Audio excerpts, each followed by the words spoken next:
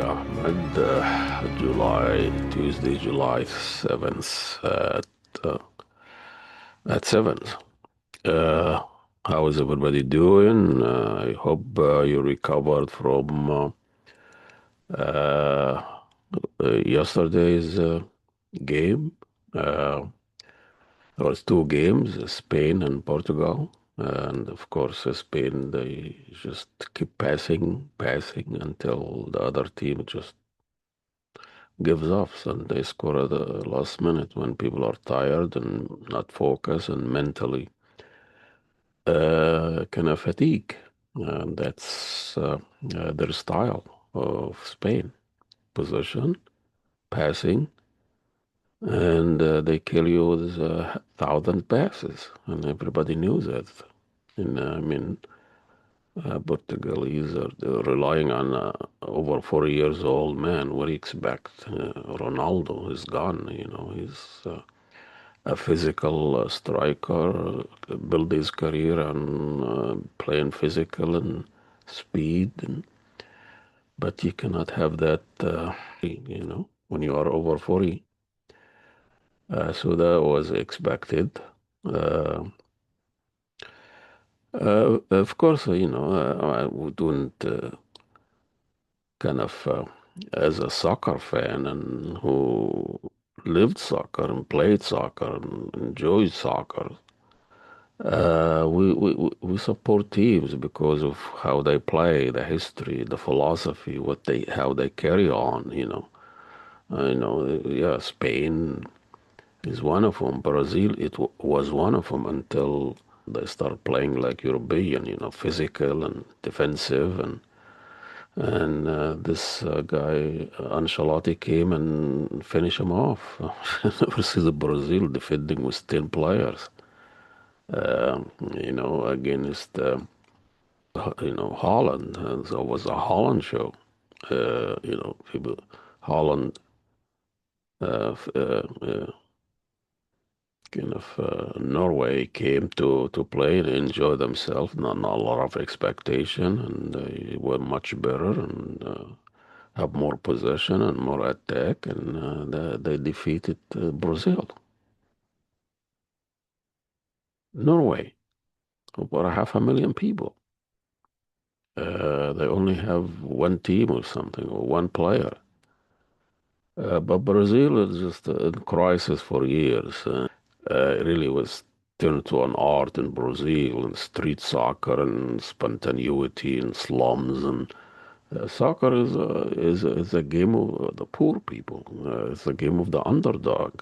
So you don't need a whole lot. You just a ball and you just keep kicking and you develop a relationship with the ball and you understand um the game. Understanding the game is something nobody can coach you. It's just how you instinctively uh, you act and control and do the what needs to be done. Millions scenario. Oh, coach cannot have that. Coach days they have their tablet and notes and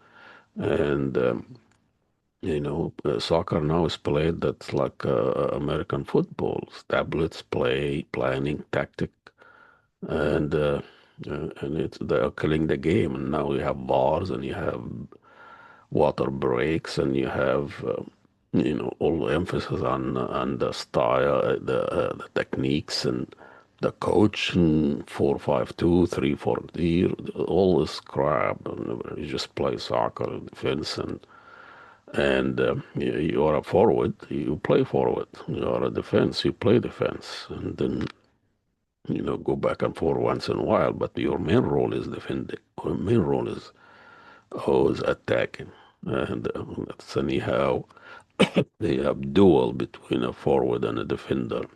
Yeah, in old days, the coach always say, "Let's play. Let's go and play. Let's go and have fun." And now the coaches say, "Let's go to work. Let's go to work." Productivity. You have to go to work. So we come and work, and not play. More emphasis on physicality and speed, and it's like everything is fast and speed and running, and and that's why. Ronaldo is gone. Can't keep up with that physicality anymore. But Messi, the one who fanatic, hardly can see him running. He still can play. He's almost 40, but still Argentina rely on him, and he's still scoring and passing and doing magic things because that's his style of play. It doesn't require a whole lot of physicality. Even when he can tell how the Americans do not understand uh, the game when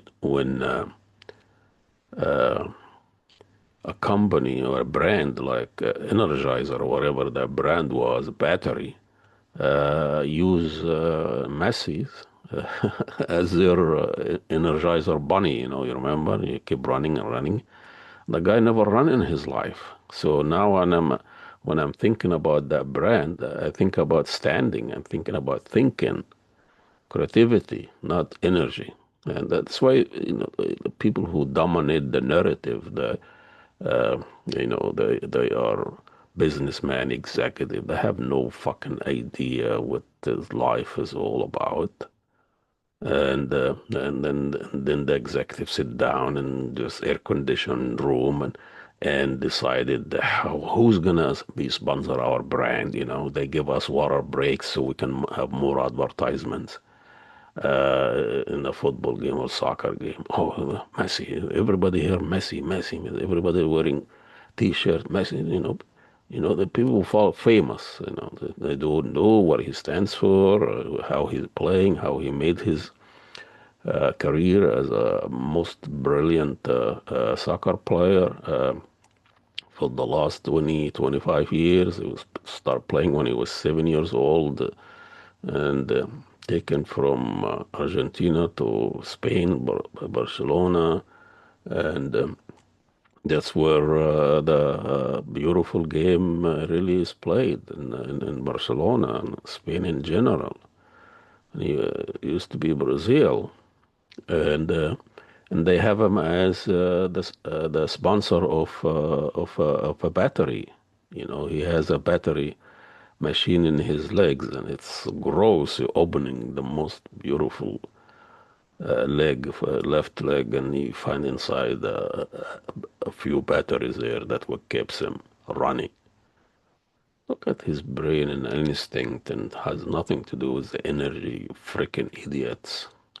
And you get millions, you get paid hundreds of thousands of dollars to come up with this crap ideas, branding, and that's how they sell the game to the American people. It's all about running and energy. Even the highlights is all about tackle and running. You want to understand how countries understand the play. Look at the advertisement. Advertisement emphasizes tackle and running and speed and gymnastic and people doing scissor kick, and it's all about kind of show gymnastics. So it has nothing to do with the game. Subtlety of the game you cannot highlight stuff. But anyway, then you have the Americans were playing Belgium, and everybody highlights for the last 4 or 5 days because they beat this Bosnia Herzegovina. Yes, and a lot of Americans they probably think that they're playing two different countries together. That was a joke there. It's because they always say Bosnia and the Herzegovina. It's just two cities or whatever. And probably people don't understand the history of the Balkans and civil war and how this country was formed. They think the Americans are playing against two countries. Uh, all this people coming to gaining on America. But anyway, so they were playing against Bosnians, Herzegovinans, and there was a red card uh, to an American player. His name Ron Balogun, and it was a big hobble about the guy was intentionally trying to hurt another player, stabbing on his foot. You can see it. It was a physical, violent act, and that's a red card in any book, in any time, in any spot in the field. And But eventually, American won, playing 10 player, not 11. And then they came the Belgium game, and everybody talks about. Yeah, of course, all the news is not about the game. Even the commentator are not about the game. This guy played to Manchester United. This player is $100 million, and this player is playing for Arsenal. It's all about numbers and how much the player cost and all of this and where he's gonna go and this player, was a single mom, and he was selling condoms in inner city, and he became all this freaking nonsense has nothing to do with the game, and then anyway. But the story is that of course the village idiot called Gianni Infantino the most corrupt person on earth this day. So most of corrupt people go for become part of FIFA. FIFA is the group of all these soccer teams. Every soccer association will be represented in FIFA. It's like a United Nations. United Nations is the most corrupt institution on earth, and FIFA is the same thing. It's a serious thing because sport and soccer control millions of billions of people, and you cannot leave this alone. This is a lot of people to be left alone. So that's why they have an organization like FIFA to control this sentiment, control millions of people, and sell the narratives of about how the West civilized and how the playing the game and how we get together every 4 years and everything is fine. People coming from all over the world and playing for a month together in a fair game, same rules, same on a field that in a game that everybody understand and everybody under the same rule. But of course, the village idiot represent a different narrative. This is America. You cannot give an American player a red card. What do you think if you are? Yeah, we know FIFA will control it. We give it a lot of money, so we control it. And but you give an American player a red card. What do you think? We just invaded a country and kidnapped their president, and we bombed Iran's and we supported genocide for 3 months, for 3 years, and we still does, and we do what we want. And you think he's gonna give us a red card for that's a narrative. I don't think Trump understands anything about the game, but I don't know what he said to Infantino, how he explains why should they the suspend or rescind the red card. I don't know what the argument is. Of course, when you have rules, so if you break it, you interpret it. The rules are made to just help the wealthy and people in power. You only apply the rules on poor people, poor countries, and that's what happened. The guy covered his mouth, a red card, but the guy almost broke the other player foot, and his card has been rescinding. No, I'm not. I really don't care if rescinding or not. But they lost the game. They played the worst game in their life, and of course Belgium still have a stronger league. Their player played in Europe. They understand the game. And it's not all about emotion and this like march so that American coach for the Canadian. He think he can was is enthusiastic, and it's like an army drill sergeant. No, we're gonna do this. Come on, calm down, yeah. Calm down. Soccer is not about motion and running and enthusiasm. It's not about thinking and about slowing down. The problem of few sports is about slowing down. Kind of. not running forward, slowing down, retrieving, go back and forth. You cannot coach that by being enthusiastic and wearing a flag and all of this. But a lot of people, give this call from Trump, a lot of attention, and then the whole world now against America, and the whole world want Belgium to lose, I mean to win. Look at America, they're interfering. Look at this is our game, and American is taking it away from it. You think that the World Cup in America is not run by FIFA anymore. It's running by Homeland Security or Secretary for whatever or Trump and so I really have no problem with rescinding a red card or whatever. It's a stupid things anyway. And the corruption is not about that Infantino, the president of FIFA, listening to Trump or anything. He's listening to money. He doesn't give a shit about rules and things. He even himself, what do you expect when a head of a head of a country calls you? You don't ignore him. He's just saying it. This things used to happen under the table, in the closed doors.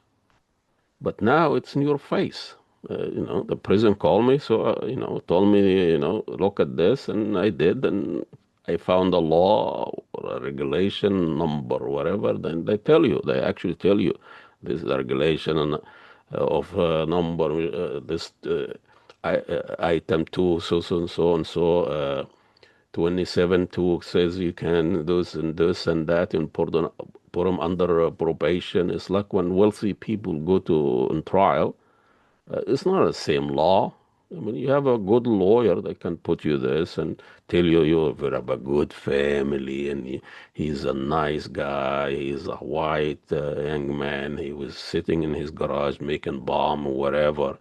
And because his girlfriend did not give him a blue job or whatever, and he was upset, and and that's why he killed 20 people at McDonald's or a school, and he, the law, we find out, we have to go put him on treatment instead of send them to prison like most of black young black, you have a minor violation, third strike, you are out. And that's why we have millions of blacks in prison, young prison for a simple violation. A white kid does it in suburbia, it would not be a thing. I mean, the police will come and give him a slap on the hand, or he knows his father, that he donates money to the police or he whatever. And that's why you have democracy, you have laws, but they're not the same. They are not applied on the same people, poor people, suburbia, inner city.